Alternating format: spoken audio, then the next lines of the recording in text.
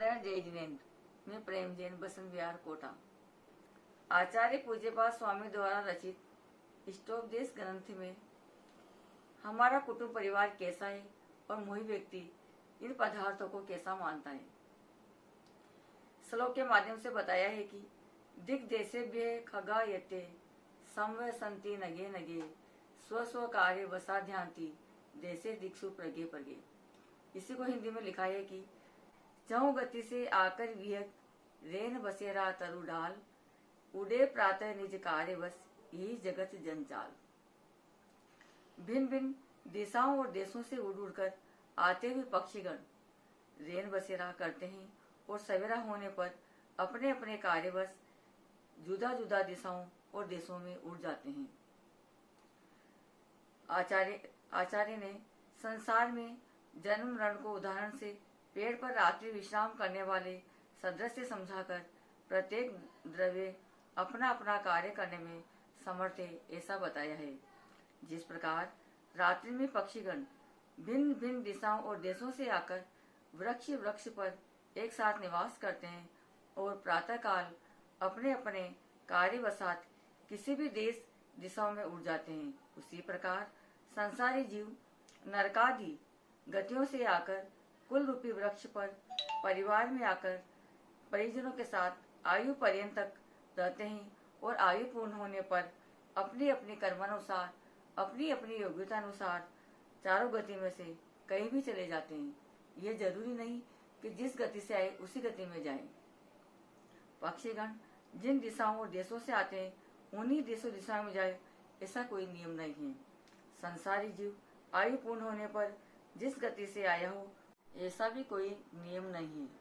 अपनी योग्यता अनुसार जैसे कर्म किए होंगे उसी के अनुसार स्वर्गाधिक नई गतियों में चले जाते हैं। आचार्य देव कह रहे हैं कि आत्मन अपनी ममत्व बुद्धि को छोड़ और वस्तु के स्वरूप को समझ। हे मोह प्राणी, तू जिसको अपना मान रहा है ये सर्वथा भिन्न स्वभाव वाले हैं। ये राग मोह के कारण स्त्री पुत्र आदि जो तेरे हैं इसमें तेरा क्या संबंध है। स्त्री पुत्र में तेरा आत्मा या आत्मता का भाव कैसा है। ये तेरे होते हुए भी तेरी आज्ञा बिना कैसे चले जाते हैं।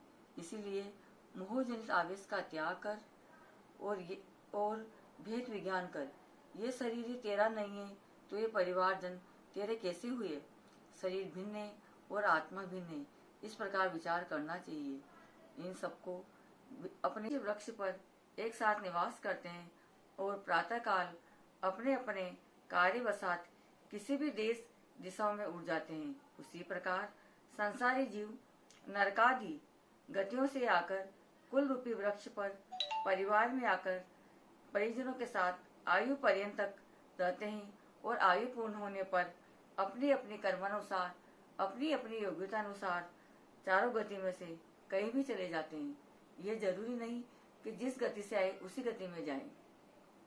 पक्षीगण जिन दिशाओं और देशों से आते हैं उन्हीं देशों दिशाओं में जाए ऐसा कोई नियम नहीं है। संसारी जीव आयु पूर्ण होने पर जिस गति से आया हो ऐसा भी कोई नियम नहीं है।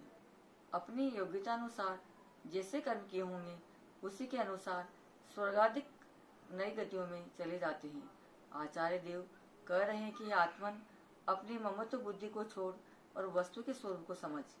हे मोह प्राणी, तू जिसको अपना मान रहा है ये सर्वथा भिन्न स्वभाव वाले हैं।